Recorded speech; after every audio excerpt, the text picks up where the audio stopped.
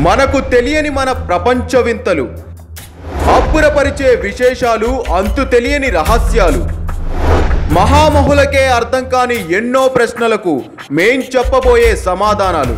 Special series త్వరలో.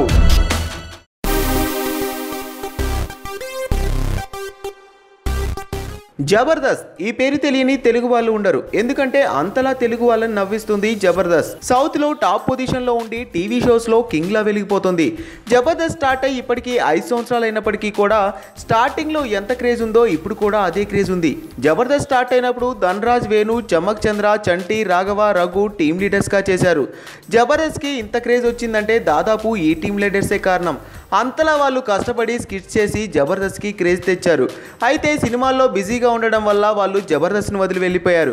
ఆ తర్వాత కూడా జబర్దస్త్కి సుధీర్, గెటప్ సీను, శకలక శంకర్ మంచి రేటింగ్ తీసుకొచ్చారు. సుధీర్ టీం ఇంత మంచిగా ఉందంటే దానికి కారణం గెటప్ శ్రీనే కారణం. తన గెటప్లతో స్కిట్లకు ప్రాణం పోస్తాడు సీను. సీను ఏ గెటప్ వేస్తే ఆ గెటప్కి ప్రాణం పోస్తాడు.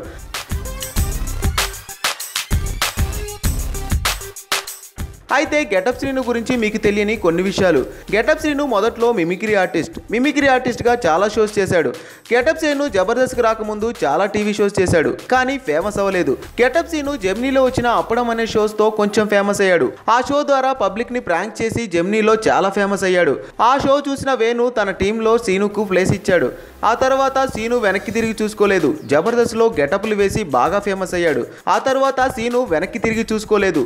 జబర్దస్త్లో ఫేమ్ రావడంతో మూవీస్ కూడా చేశాడు. సో జబర్దస్త్కి రాకముందు గెటప్ సీను జెమినీ మ్యూజిక్లో అప్పడం అనే ప్రాంక్ షో చేసేవాడన్నమాట.